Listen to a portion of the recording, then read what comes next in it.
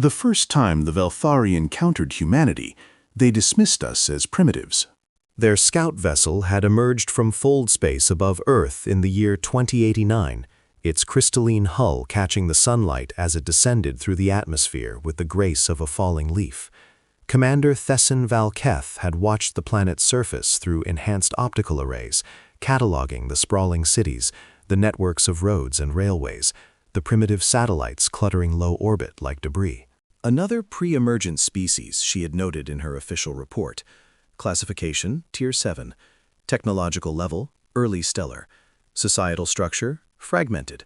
Projected threat assessment, negligible. She had been wrong about that last cart.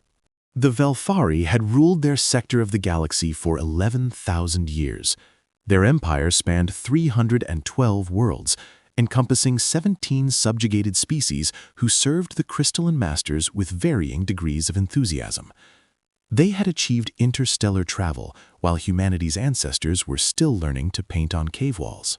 They had mapped the quantum underpinnings of reality, harnessed the power of dying stars, and engineered their own evolution until they were beings of living crystal and light. They considered themselves the apex of galactic civilization. They were about to receive an education. First contact proceeded according to established Velthari protocols. A delegation descended to Earth's surface, selected a major population center, in this case Geneva, and announced their presence through a display of technological superiority. The crystalline vessel materialized above the city, projected holographic messages in 17 languages, and waited for the inevitable capitulation. Earth's response was not what they expected. Instead of immediate surrender, they received a formal diplomatic invitation. Instead of fearful submission, they encountered curiosity. Instead of a unified planetary government begging for terms, they found themselves drowning in paperwork from 17 different national bodies, each claiming jurisdiction over first contact protocols. Ambassador Catherine Vel Nash spent 3 weeks trying to determine who actually spoke for the planet. They have no central authority, she reported to the Velthari High Council, her crystalline features flickering with what might have been frustration. No paramount voice, no unified command structure. They appear to govern themselves through a series of competing factions, each with different priorities and often contradictory objectives. High Counselor Thesserin Prime considered this.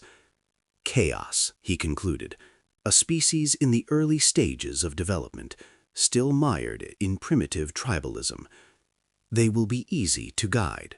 Perhaps, Catherine allowed, though she harbored private doubts. There was something in the humans' eyes when they looked at her, not the fear she expected, nor the awe she deserved. Something calculating, something hungry. She should have trusted her instincts. The Velthari approach to bringing new species into their empire followed a time-tested pattern. First, they established themselves as benefactors, offering technological marvels that seemed miraculous to primitive minds, medical advances that cured disease, energy systems that eliminated scarcity, faster-than-light communication that connected continents. They gave freely, asking for nothing in return. This generosity was, of course, a carefully calculated investment. Species that became dependent on Velthari technology inevitably found themselves bound by Velthari rules. When the gifts came with conditions, small at first, then progressively larger, the recipients had already built their civilizations around technology they couldn't maintain themselves. It was bloodless conquest, and it had worked on 17 species before humanity. The Velthari offered their gifts. Humanity accepted them. And then humanity did something unprecedented. They broke them. Not accidentally, not through misuse. Deliberately, systematically, and with alarming speed, human engineers began dismantling Velthari technology to understand how it worked. Within 3 months of receiving their first Velthari power cell, human scientists had reverse-engineered its quantum containment matrix. Within 6 months, they had improved the design's efficiency by 12%. Within a year, they were producing their own versions that incorporated human innovations the Velthari had never considered. Ambassador Catherine watched the reports with growing alarm. This is not possible, she informed the High Council during her quarterly briefing. They lack the foundational mathematics. They lack the conceptual frameworks. They should not be able to comprehend our technology, let alone modify it. Yet they have, Thessarin Prime observed. Explain. Catherine struggled to articulate what she had witnessed. They break things, she said finally. They take apart the gifts we provide, disassemble them into component pieces, and study how each piece interacts with the others. They make mistakes, catastrophic ones. 3 research facilities have been destroyed in what they call accidents. 17 human scientists have died in their experiments, yet they continue. They destroy what we give them, and this somehow allows them to understand it? Yes, paramount. They call it reverse engineering. They learn by destruction. The High Council considered this. They had encountered species that copied Velthari technology, crude imitations that never matched the originals. They had encountered species that worshipped Velthari technology, treating it as divine artifacts beyond mortal understanding. They had never encountered a species that broke Velthari technology to steal its secrets. Increase surveillance, Thessarin Prime ordered. This behavior is concerning. He should have ordered immediate withdrawal. He should have recognized what the humans were actually doing. But the Velthari had ruled for 11,000 years. They had forgotten what it felt like to be threatened. They were about to remember. Dr. Sarah Chen had always believed that the universe operated according to rules. Her entire career as a physicist had been built on this fundamental assumption that reality, for all its complexity, followed patterns that could be understood, predicted, and ultimately exploited. The Velthari had shaken that belief to its core. It doesn't make sense, she muttered, staring at the holographic display that filled her laboratory. The display showed a schematic of the Velthari quantum tunneling drive, or what they had managed to reconstruct of it from fragments recovered during the Geneva gift-giving ceremony. The energy requirements alone should be impossible. They're moving mass through folded space-time using power levels that shouldn't be capable of bending a spoon. Maybe our physics is wrong, suggested Dr. James Okonkwo, her colleague and closest friend. He was examining a separate display, one showing the molecular structure of Velthari crystal tech. I mean, they've been at this for 11,000 years. Maybe they've discovered principles we haven't. Obviously they have. The question is what those principles are. Sarah manipulated the hologram, zooming in on a particular junction point. Look at this. This is where the drive interfaces with their power systems. According to everything we know about physics, this connection should cause a cascading failure. The energy densities are all wrong. And yet it works. And yet it works. Sarah shook her head. There's something we're not seeing, some fundamental element of their technology that we haven't identified yet. James was silent for a moment. Then, what if it's not physics? What do you mean? What if it's not about principles or equations? What if it's about the crystals themselves? He pulled up a new display, microscopic imaging of Velthari tech components. Every piece of their technology incorporates these crystal matrices, every single piece. Even systems that don't seem to require them have crystal interfaces. Sarah studied the images. You're suggesting the crystals are doing something we can't detect? I'm suggesting the crystals are doing everything. All their technology, all their advanced systems. What if it's not really technology at all? What if it's the crystals doing things that crystals, by every law of physics we understand, should not be able to do? It was a radical hypothesis. It suggested that Velthari technology wasn't based on superior understanding of universal principles, but on a unique property of their crystalline biology, a property that might not be replicable by other species. It was also, as it turned out, completely correct. The revelation changed everything. For 3 years, humanity had been approaching Velthari technology as if it were simply more advanced versions of systems they already understood. Better power generation, more efficient propulsion, enhanced material science. They had made progress, remarkable progress by any historical standard, but they had hit walls that seemed insurmountable. Now they understood why. The Velfari didn't build technology, they grew it. Their crystalline bodies contained biological structures that could interface directly with quantum fields, manipulating probability states through what amounted to conscious intention. Every piece of Velfari technology was actually an extension of Velfari biology, artificial crystals that mimicked their natural abilities. Without Velfari crystals, none of their technology could function. "They've been playing us," Sarah Chen told the hastily assembled Council of World Leaders. Her laboratory had been transformed into a war room overnight, not because humanity was planning violence, but because they had finally understood the game they were playing. Every gift they've given us is useless without their ongoing involvement. The power cells need Velfari crystals to regulate their output. The communication arrays require Velfari processors to function. Even the medical technology contains crystal components that degrade without Velfari maintenance. "They're creating dependency," said Secretary General Morrison, "making us reliant on technology we can never truly control." Exactly. And once we're dependent enough, once we've restructured our civilization around systems we can't maintain ourselves, they'll make their demands. They've done it before. 17 times before. The room fell silent.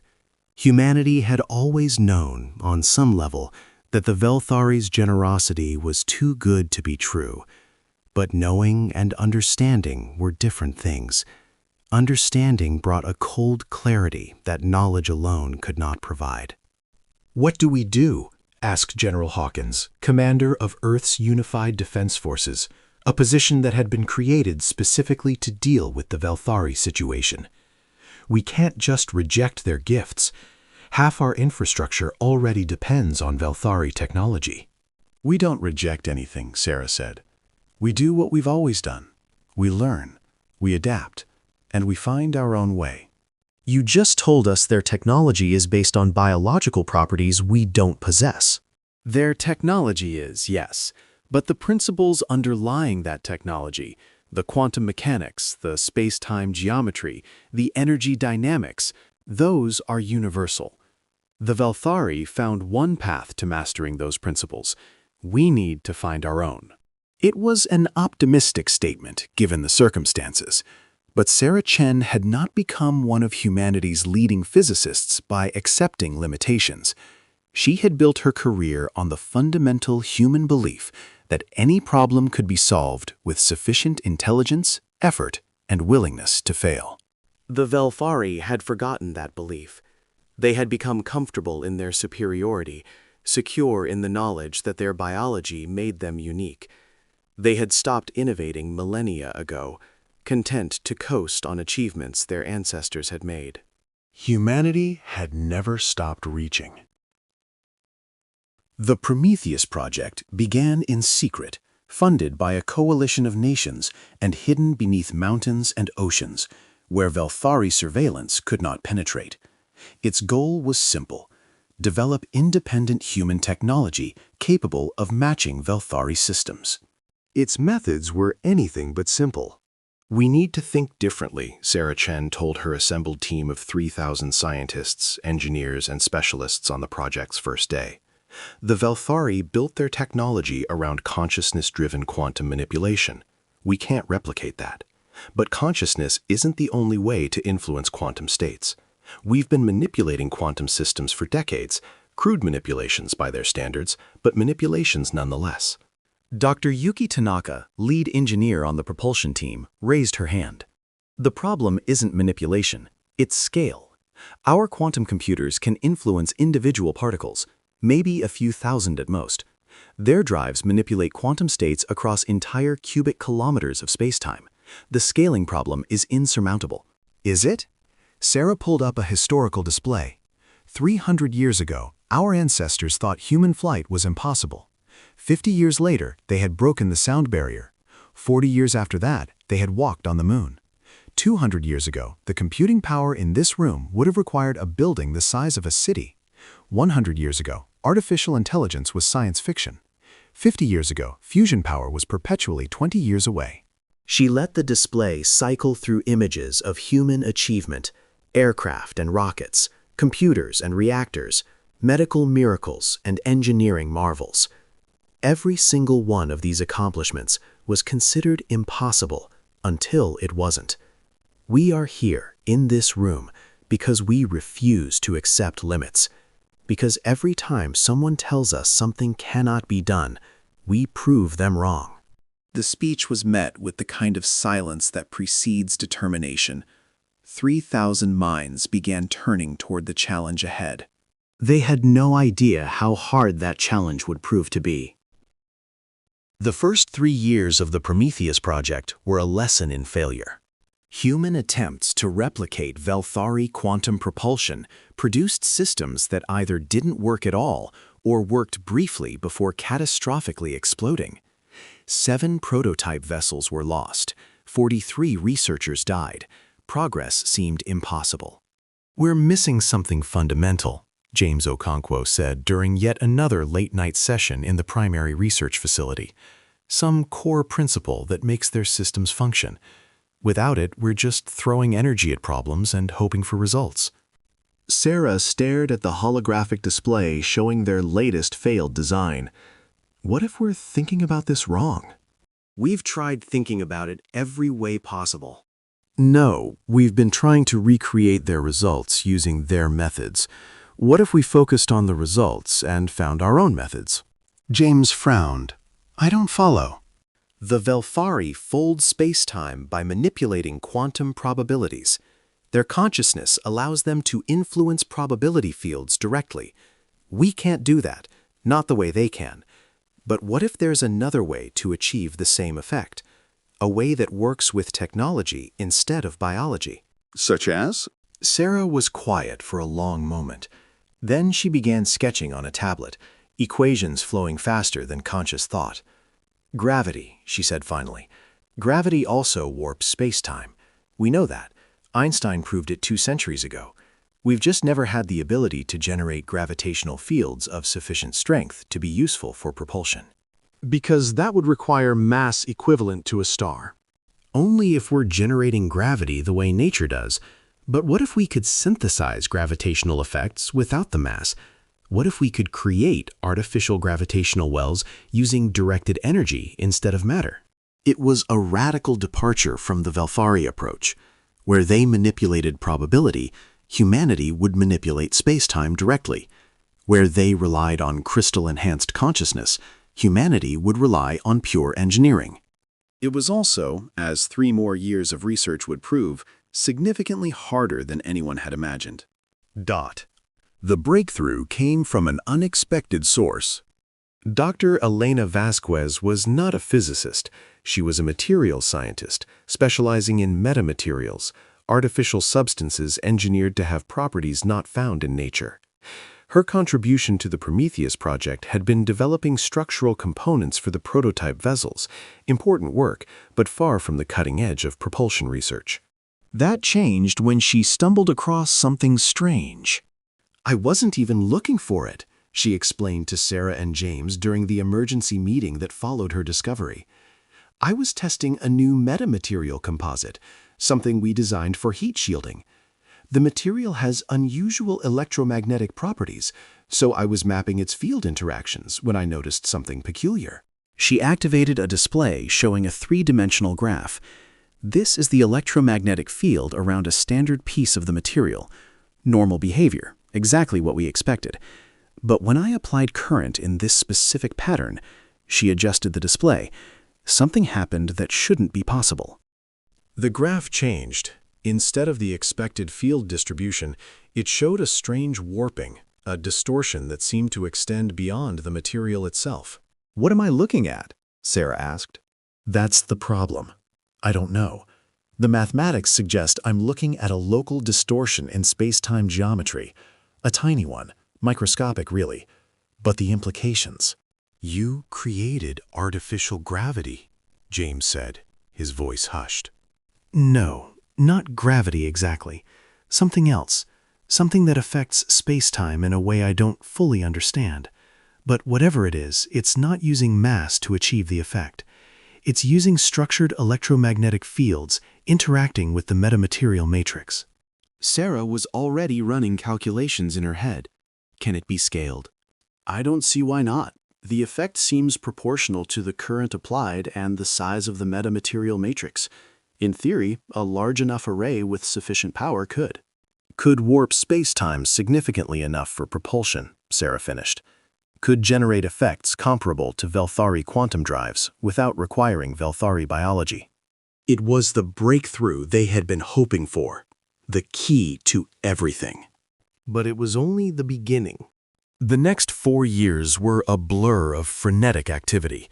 Elena Vasquez's discovery opened doors that humanity had thought permanently closed. Her metamaterials became the foundation of an entirely new approach to advanced technology, one that operated on principles the Velthari had never considered. The first successful test of a human-designed warp drive occurred in 2103, 14 years after first contact. The vessel was small, barely larger than a conventional shuttle, and its range was limited, but it worked. Dr. Sarah Chen watched the test from the observation deck of Prometheus Station, humanity's hidden research base orbiting beyond Neptune. When the vessel vanished from normal space and reappeared 6 light seconds away, she felt tears on her cheeks. "We did it," James said beside her. "We actually did it." This is just the beginning. We need to scale up, improve efficiency, develop supporting technologies. We're years away from anything that could challenge the Velthari. But we will challenge them. That's what matters. James turned to face her. You know, when this started, I wasn't sure it was possible. 11,000 years of development. How could we possibly catch up? But we did it. In 14 years, we went from nothing to functional warp drive.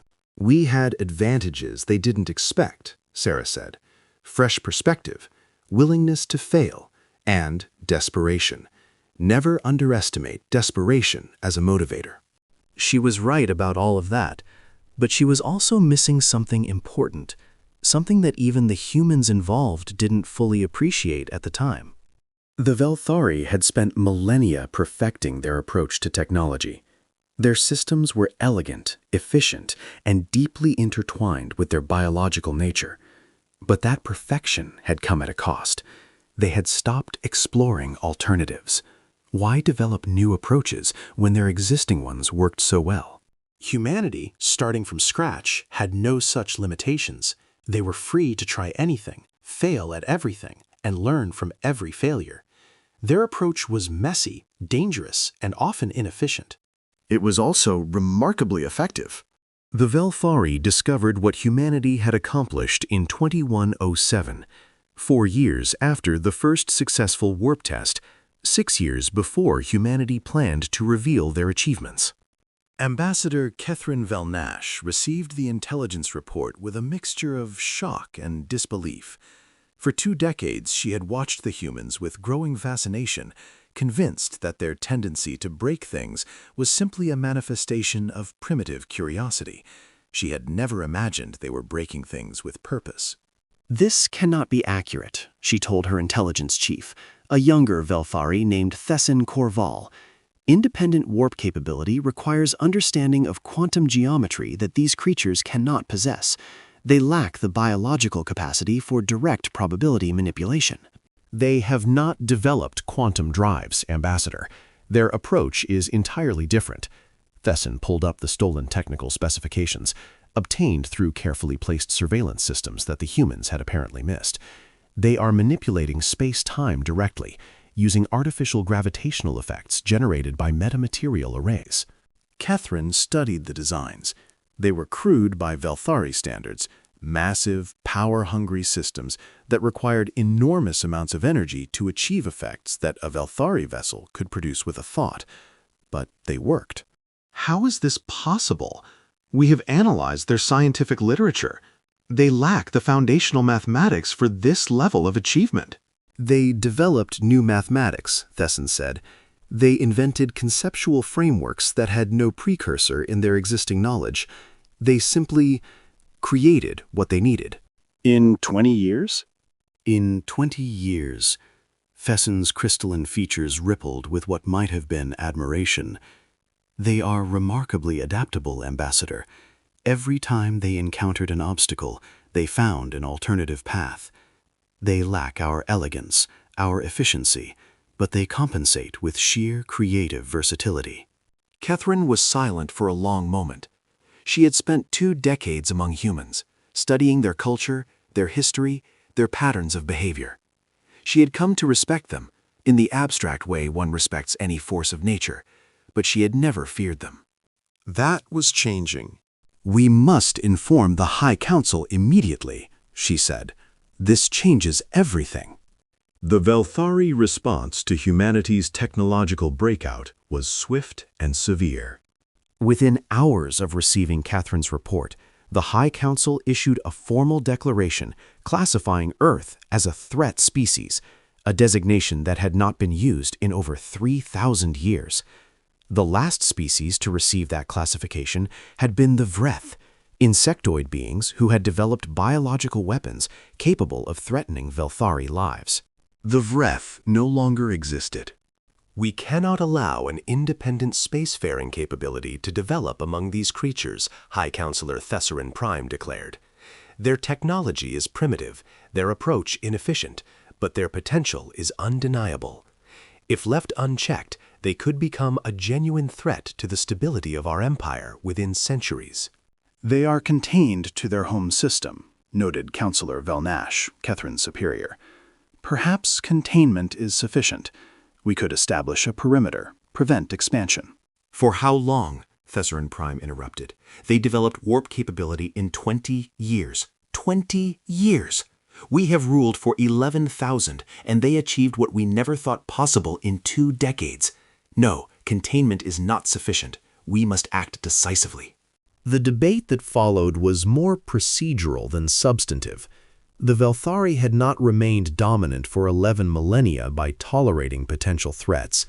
Their approach to dangerous species was well established: overwhelming force, rapid subjugation, and complete technological suppression. The only question was how to apply that approach to a species that had proven disturbingly clever. "We will demand their immediate surrender of all advanced technology," Thessarin Prime concluded. "We will offer them a choice: return to their appropriate developmental level or face consequences. They will see the wisdom of compliance when they understand what refusal will cost them." The ultimatum was delivered to Earth on March 15, 2107, a date that would later become known as Ultimatum Day. Humanity's response was not what the Velthari expected. President Yuki Sato received the Velthari ultimatum in her office at the United Nations Planetary Authority, a governing body that had been created specifically to manage relations with extraterrestrial powers. The message was delivered by Ambassador Catherine herself, who stood rigid with formal authority as she read the terms. The Velthari Empire, in recognition of humanity's violation of established developmental protocols, hereby demands the immediate cessation of all advanced technological development. All vessels capable of superluminal travel will be surrendered to Velthari authorities. All research facilities engaged in prohibited technological development will be dismantled under Velthari supervision.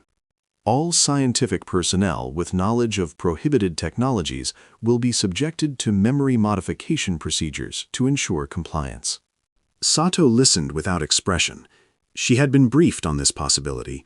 The Prometheus Project's leadership had always known that discovery would bring consequences. She had also been briefed on humanity's response. "And if we refuse?" she asked. Catherine's crystalline features hardened. Refusal is not advisable. The Velthari Empire has ample capability to enforce compliance. We would prefer cooperation, but we are prepared to act unilaterally if necessary. "I see." Sato stood, moving to the window that looked out over the Geneva cityscape. "Ambassador, how much do you know about human history?" I have studied your historical records extensively.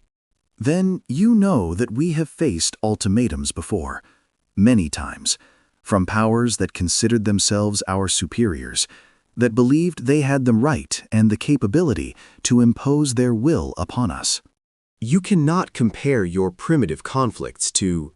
Can't I? Sato turned back to face the ambassador. Perhaps you're right. Our historical conflicts were between groups of humans, limited to a single planet, fought with technologies that seem laughably primitive by your standards. But the principles remain the same.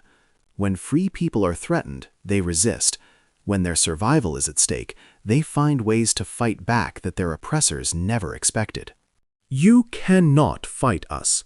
Your technology, impressive as it may be, is centuries behind ours.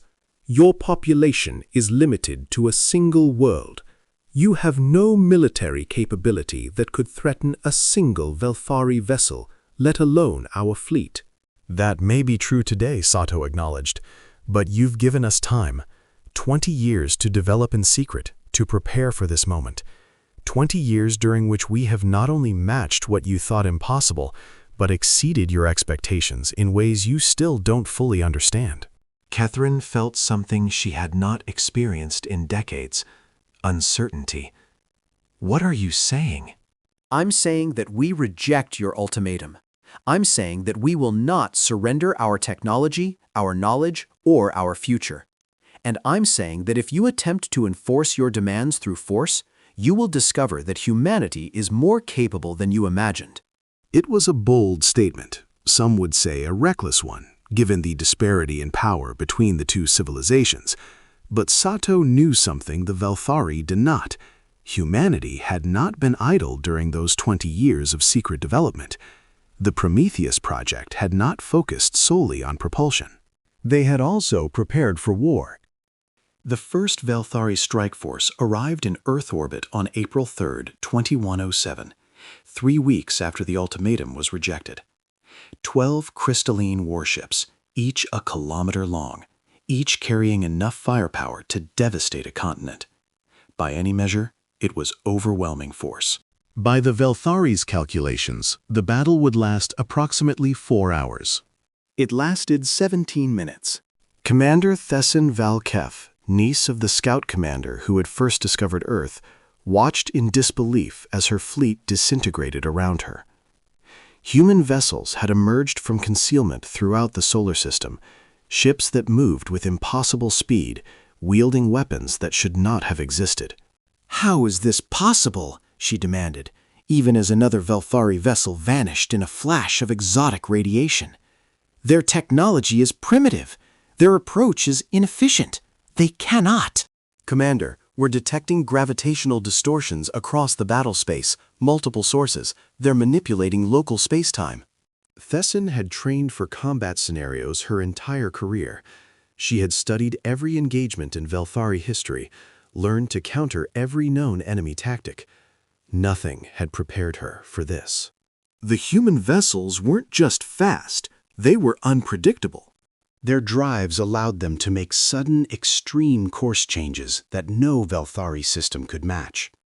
Their weapons were crude by crystalline standards, but they were also surprisingly effective. Concentrated energy beams that exploited vulnerabilities in Velthari hull designs. Explosives that somehow penetrated crystalline armor as if it were glass. But the most devastating weapon wasn't visible at all. "Commander, we're losing quantum coherence in our primary systems. Something is disrupting our probability fields." Thessin felt cold shock run through her crystalline form. The Velthari's greatest advantage, their ability to interface directly with quantum systems, was being neutralized. Something was interfering with the delicate probability manipulation that made their technology function. "Identify the source." "We can't, Commander. The disruption is coming from everywhere. The officer's voice cut off as her console exploded. Thessin's flagship was the last Velthari vessel to fall. She had time, in those final moments, to understand what had happened. The humans had not simply developed their own technology. They had studied Velthari systems. Every gift, every sample, every piece of equipment they had been given, and they had found weaknesses. Their inefficient drives were actually designed to generate interference patterns that disrupted Velthari quantum systems. Their crude weapons were precisely calibrated to exploit crystalline material vulnerabilities. They had turned the Velthari's own gifts into weapons against them. As her ship died around her, Thesson had one final thought. We underestimated them. News of the fleet's destruction reached the Velthari homeworld within hours. The response was immediate and furious. This is impossible, Thesserin Prime declared, though the evidence before him was undeniable. 12 warships, over 3,000 Velthari personnel, gone. Destroyed by a species that had been classified as negligible threat less than a generation ago. The humans have exceeded our projections, Counselor Velnash observed, his voice carefully neutral. Perhaps it is time to reconsider our approach. Our approach was correct. We simply underestimated the scale of their development. Send more ships, 100 vessels, 1,000. Crush this rebellion before it can spread. With respect, Paramount, our intelligence suggests the humans are not limited to defensive capabilities. They have begun constructing shipyards throughout their system. If we escalate, they will escalate as well. They cannot match our production capacity. The Empire has 300 worlds. They have 1. True, but consider how quickly they achieved warp capability. Consider how effectively they designed countermeasures to our systems.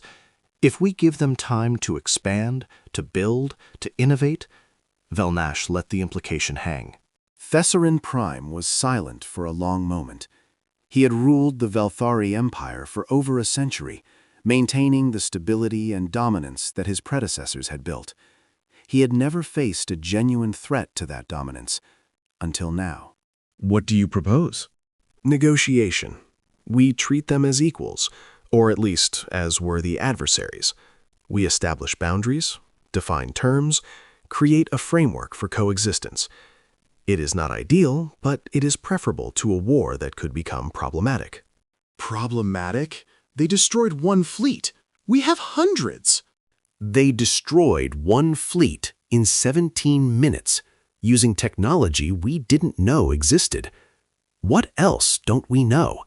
What other surprises are they preparing? Velnash's voice hardened.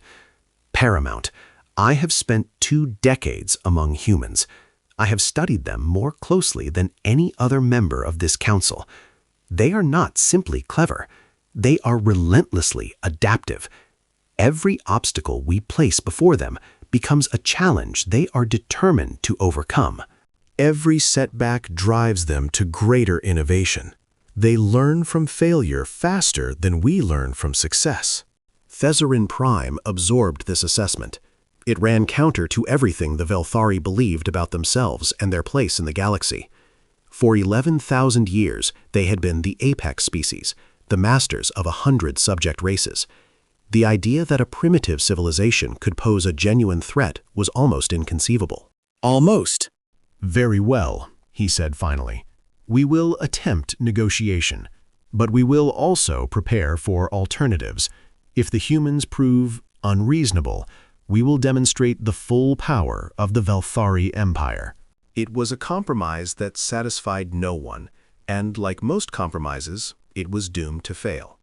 The negotiations that followed were a study in cultural collision. Humanity sent its best diplomats, experienced negotiators who had spent their careers mediating between hostile nations, bridging cultural divides, finding common ground where none seemed to exist. They approached the talks with a combination of firmness and flexibility, prepared to make concessions while protecting core interests. The Velthari sent Ambassador Kethrin Velnash, along with a delegation of high-ranking officials who had never negotiated with anyone they considered an equal. Their approach was to dictate terms and expect compliance, with minor adjustments available for species that demonstrated appropriate deference. The result was predictable. You continue to insist on terms that are fundamentally unacceptable, said Secretary General Morrison after 3 weeks of fruitless discussion. We will not surrender our technology. We will not accept limitations on our territorial expansion. We will not submit to your authority in any form." "And you continue to misunderstand your position," Catherine replied, her crystalline features rigid with frustration. "One successful battle does not make you our equals. The Empire has resources you cannot imagine. If these negotiations fail, we will bring those resources to bear." "You're welcome to try. We'll be ready." It was a dead end. Both sides recognized that the talks were going nowhere, but neither was willing to be the first to walk away. The alternative, open war, was too costly to contemplate without exhausting diplomatic options first. That was when an unexpected voice entered the conversation. "Perhaps we're approaching this wrong," said Dr. Sarah Chen. She had not been part of the official negotiating team.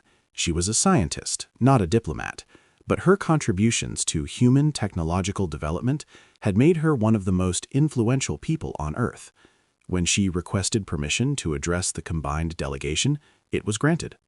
"Ambassador Catherine, you've spent 20 years among humans. You know us better than any other Velthari. What have you learned?"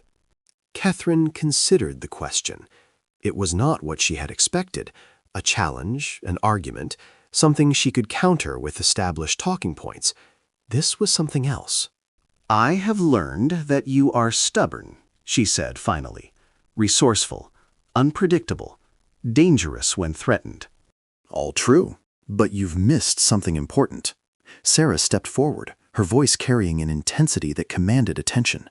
"We break things. We take apart what we're given, what we find, what others create, and we figure out how it works. Then we make it our own. Then we make it better." I am aware of this tendency. It is what led to your current technological capabilities. Yes, but here's what you haven't understood. We do the same thing with ideas, with systems, with ways of thinking. Sarah gestured at the negotiating table, at the frustrated diplomats on both sides. This process, two sides making demands, trading concessions, trying to establish dominance, it's a system, a pattern, and it's not working. Catherine's crystalline features flickered with something that might have been curiosity. "What do you propose?" "Something new. Something neither of our species has tried before." Sarah took a breath, organizing her thoughts. "Ambassador, the Velthari have been dominant for 11,000 years. In all that time, you've only known one type of relationship with other species, superior and inferior, master and subject. You've never had a partner, someone who could challenge you, push you, force you to grow." Our development needs are satisfied. We have achieved. "Stagnation," Sarah interrupted. "You've achieved stagnation. Ambassador, when was the last time the Velthari made a genuine technological breakthrough? Not a refinement or optimization, something genuinely new." Catherine was silent. The answer, though she did not speak it, was clear. Thousands of years. You've been coasting on the achievements of your ancestors for millennia, Sarah continued. And why not? You had no competition, no pressure to innovate, no one to push you beyond your comfort zone. You became the most powerful civilization in your sector of the galaxy, and you stayed there by suppressing everyone else. We brought order, stability, peace. You brought stagnation for you and everyone else. Sarah's voice softened, but it doesn't have to be that way. Humanity learned something in our 20 years of development, something that might benefit both our species. And what is that? Competition breeds innovation. Challenge creates growth. We became stronger not by suppressing obstacles, but by overcoming them. And now we have something to offer you that you haven't had in millennia, a rival. The proposal Sarah Chen presented that day would later be called the Partnership Doctrine. Its core principle was simple. Instead of one species dominating the other, both would remain independent while cooperating in areas of mutual interest. They would compete openly, pushing each other to greater achievements. They would share discoveries that benefited both civilizations while maintaining their distinct approaches. It was, in many ways, a formalization of the relationship that already existed. Humanity and the Velthari were already competing, but that competition had been secret, hostile, and dangerous. The partnership doctrine would bring it into the open, channeling the competitive energy toward productive ends rather than destructive ones. Not everyone was convinced. You want us to accept them as equals, High Counselor Tyraxxian Prime said when the proposal reached the Velthari homeworld. After they destroyed our fleet, after they defied our authority, you want us to pretend that none of that happened. Not pretend, paramount. Acknowledge. Ambassador Catherine had returned to present the proposal personally. The humans are our equals, in potential, if not in current capability. We can spend the next century trying to suppress them, or we can find a way to coexist that benefits both civilizations. And if they use this partnership to continue building strength, if they use it to position themselves for eventual dominance, then we will have the same warning we have now, with the advantage of close observation. But paramount, Catherine paused, choosing her words carefully. I do not believe that is their intention. The humans are not interested in dominance. They are interested in growth, in exploration, in pushing beyond boundaries. They see us not as targets for conquest, but as benchmarks to exceed. That is almost more troubling. Perhaps, but it is also an opportunity. When was the last time we pushed beyond our own boundaries, Paramount? When was the last time we faced a challenge that forced us to innovate? The humans have reminded us of something we had forgotten, that growth requires pressure, that excellence requires competition. Tyraxxian Prime was silent for a long moment. When he spoke, his voice was heavy with the weight of 11,000 years of history. You are asking me to end our era of dominance. I am asking you to begin a new era of partnership, one that may prove more valuable than dominance ever was. The decision that followed was not unanimous. Many Velthari counselors argued for continued resistance, for bringing the full force of the Empire to bear against this upstart species. But Catherine's arguments and the sobering reality of the fleet's destruction carried the day. The partnership doctrine was accepted. A new era began.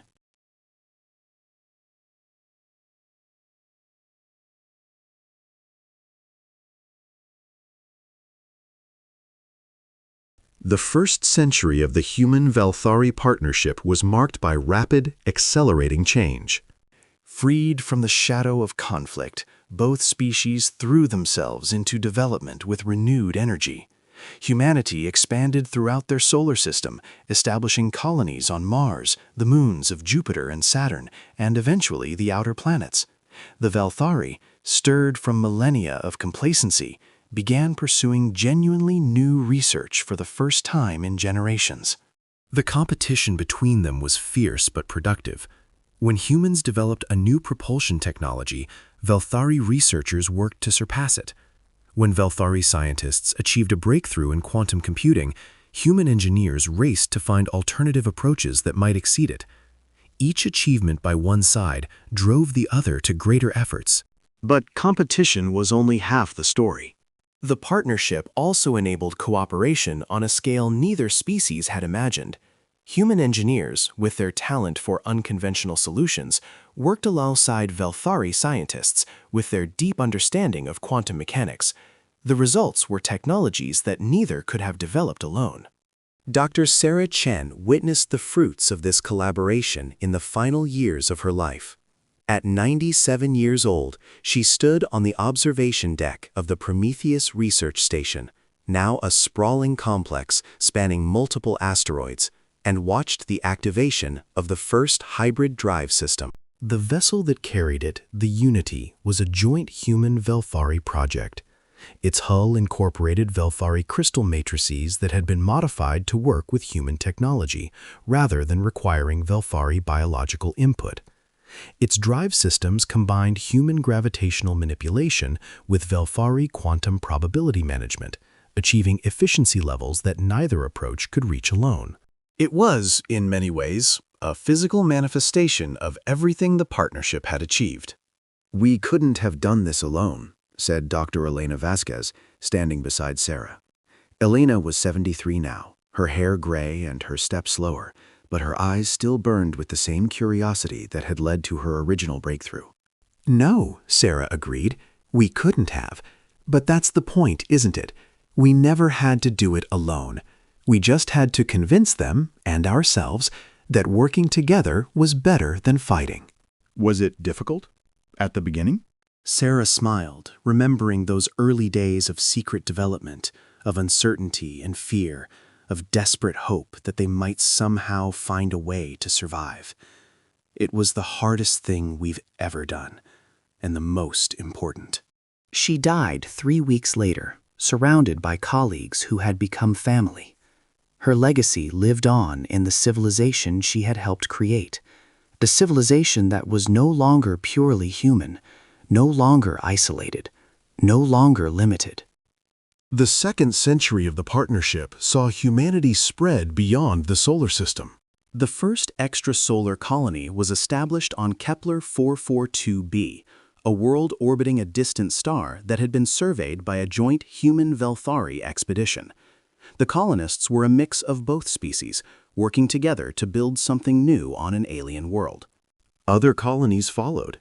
Within decades, humanity had established a presence in dozens of star systems, forming a loose confederation that operated alongside rather than beneath the Velthari Empire. The balance of power was shifting. High Counselor Velnash, Catherine had ascended to the position after Thessarin Prime's retirement, observed these developments with a mixture of pride and concern. The partnership had succeeded beyond all expectations, revitalizing Velthari civilization and enabling human expansion. But it had also created a situation with no historical precedent. For the first time in 11,000 years, the Velthari were not the dominant power in their sector of the galaxy. They were one of two great civilizations, each pushing the other toward greater achievements, but also competing for influence, resources, and the direction of galactic development. "They're expanding faster than we projected," observed her aide, a young Velthari named Thessin Kelnar. "At current rates, their population will exceed ours within 3 centuries. Their economic output will surpass ours within 2. I am aware of the projections. Should we be concerned? Catherine considered the question.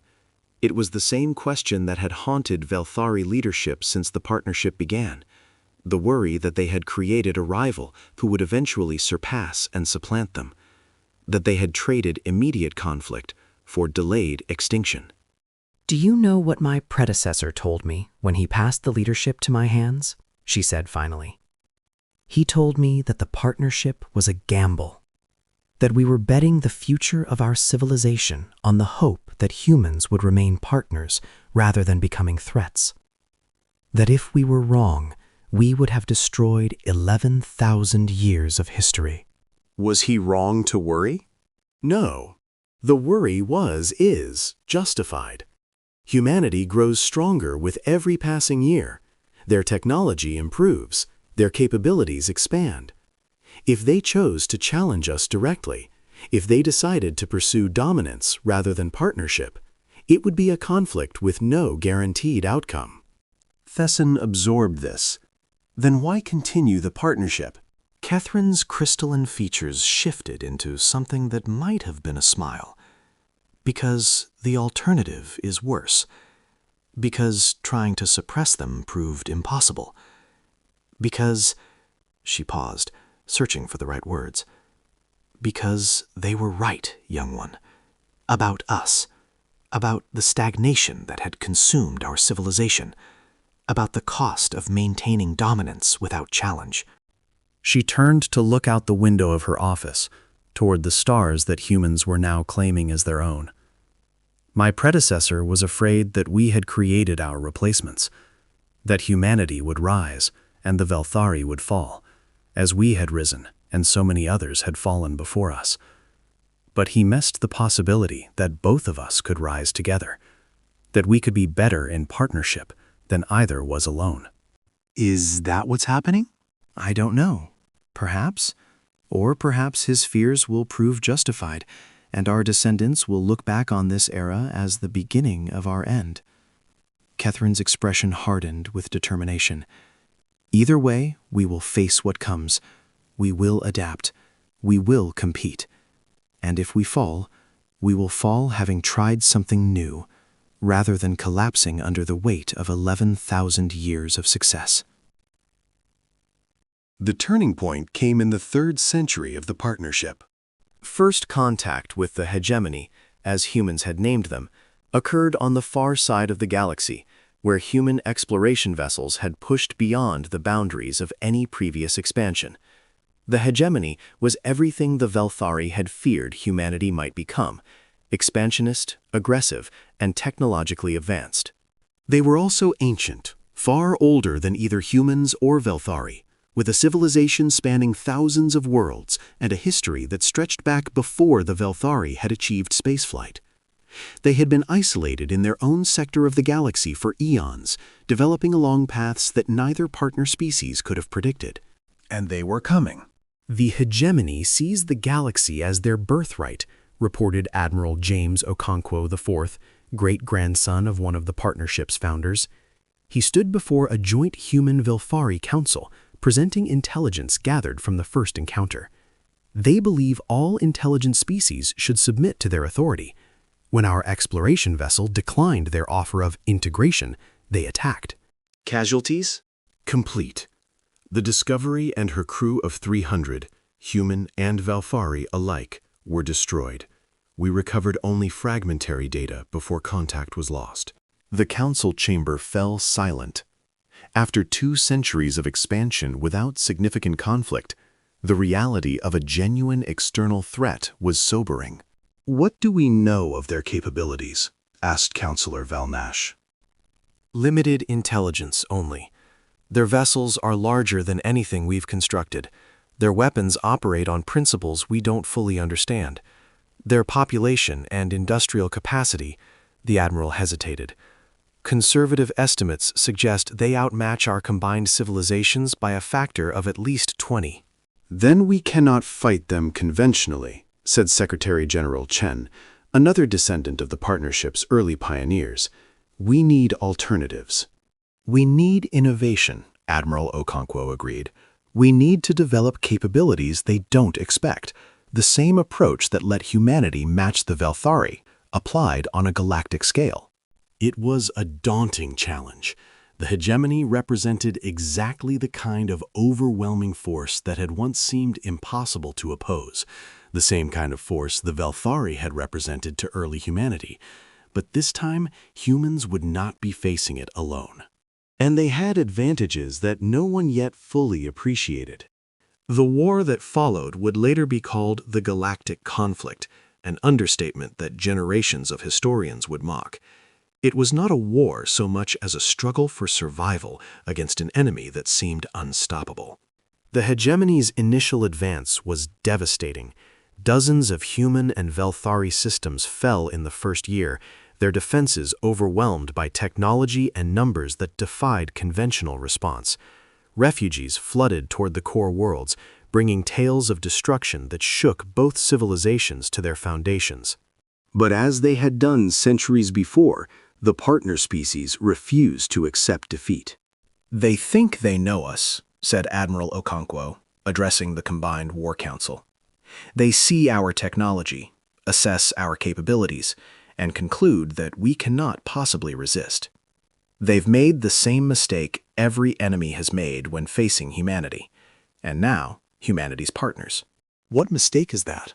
They assume that what they see is all we have. They don't understand that we learn, we adapt, we take what others create and make it our own. He pulled up a tactical display showing a schematic that made even the Velthari representatives gasp. What is that? Asked Counselor Valnash.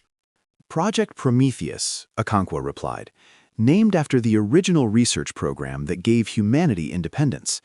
It's a weapon, or rather a network of weapons, that combines everything we've learned in 3 centuries of partnership: human gravitational manipulation, Velthari quantum engineering, technologies stolen from early hegemony encounters, all integrated into something neither of our species could have built alone. Can it match hegemony capabilities? No, but it can do something better. It can negate them. The principle behind Project Prometheus was elegant in its simplicity. The hegemony's technology, like Velthari technology, operated on specific physical principles that could be disrupted if attacked properly.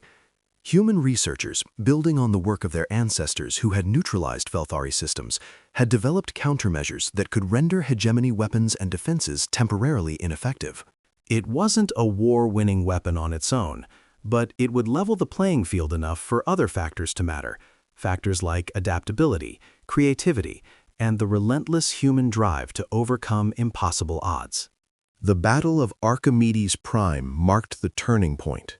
12 hegemony dreadnoughts entered the system, expecting to find another easy victory. Instead, they found something unprecedented: a coordinated human Velthari fleet equipped with Prometheus technology, ready for a fight. The battle lasted 14 hours. 6 hegemony dreadnoughts were destroyed. The remaining 6 were forced to retreat, their weapon systems disrupted by Prometheus fields they couldn't counter. It was the first time the hegemony had been defeated in recorded history. News of the victory spread across the galaxy. Subject species of the hegemony, long suppressed civilizations forced into servitude, began to hope for the first time in millennia. Some began quiet resistance. Others reached out to the partnership, offering intelligence and support in exchange for eventual liberation. They're vulnerable, Admiral Okonkwo reported. Their empire is built on the assumption of invincibility. Every defeat undermines that assumption. Every rebellion stretches their resources. If we can maintain pressure, keep innovating, keep pushing. We can win, Secretary General Chen finished. We can do more than win. We can end them as a threat permanently, but not through conquest, through example. We show the galaxy that there's another way: partnership instead of dominance, cooperation instead of subjugation. It was a strategy that would have been unthinkable to either species 2 centuries earlier. Humans had gained it through their experience with the Velthari. Velthari had learned it from humans. Together, they were applying lessons that neither could have discovered alone. The fall of the hegemony took another 50 years. It was not a military conquest, though military pressure played a crucial role. Instead, it was a gradual dissolution, as subject species broke free one by one, as internal factions turned on each other, as the myth of hegemony invincibility crumbled beyond repair. When the last hegemony strongholds surrendered, it was not to a conquering army, but to a diplomatic delegation. The terms were not subjugation, but integration, a chance to join the growing coalition of species that had discovered partnership was stronger than dominance. The galaxy had changed forever. And at the center of that change stood humanity, no longer the primitive species that the Velthari had once dismissed, but one of the greatest powers in known space.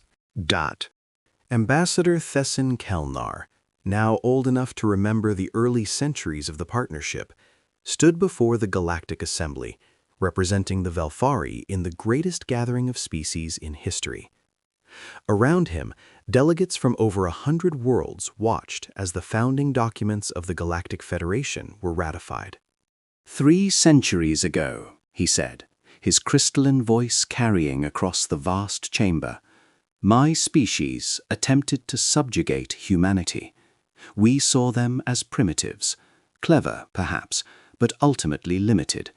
We believed we knew their potential better than they did. We were wrong.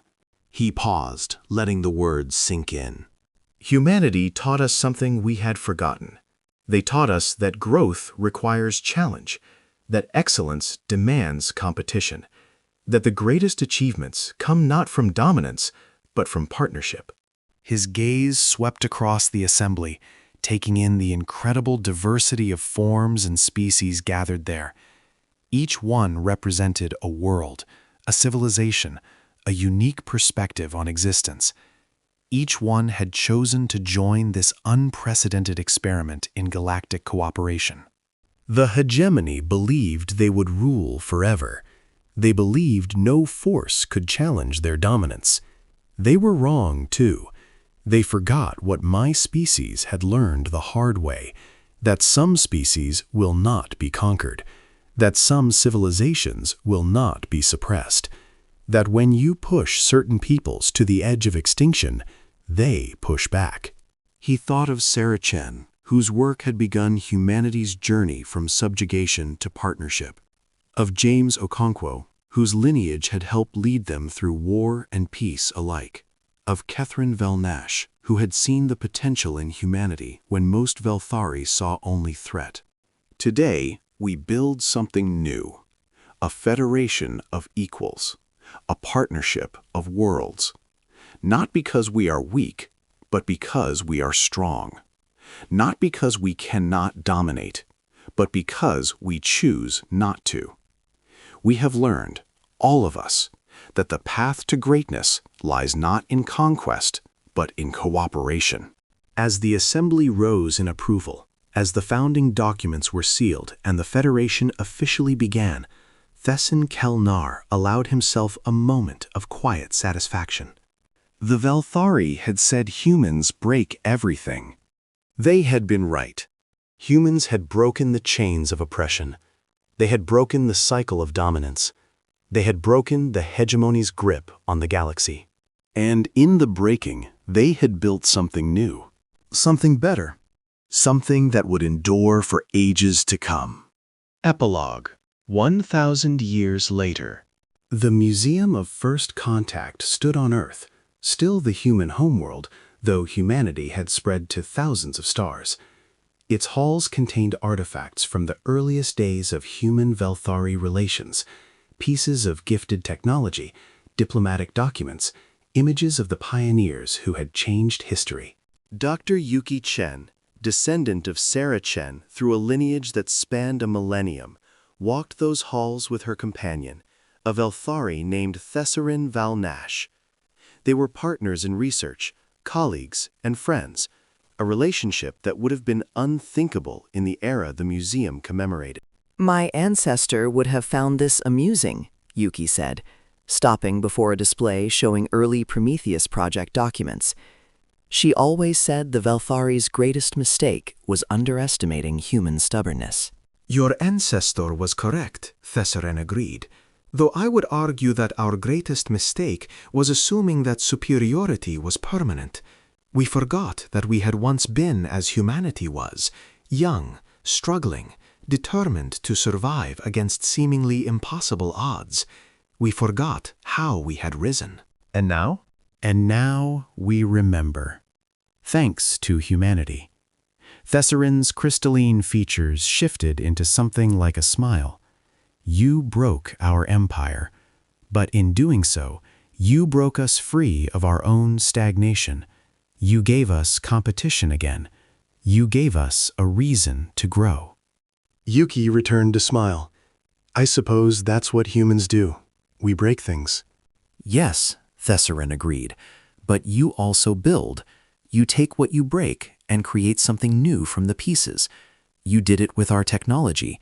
You did it with our empire. You did it with the hegemony. And you did it with the galaxy itself.